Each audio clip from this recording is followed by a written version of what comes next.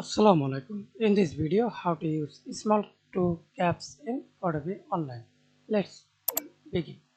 First of all, search photopea, then open. I already opened this photopea and type any text or open your document.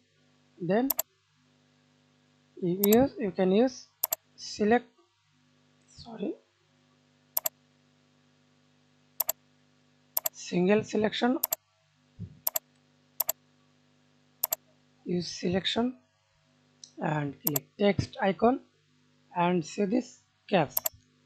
See this caps and again double click select all text caps. That's it. Thanks for watching video. Please subscribe to my channel, like, comment, share.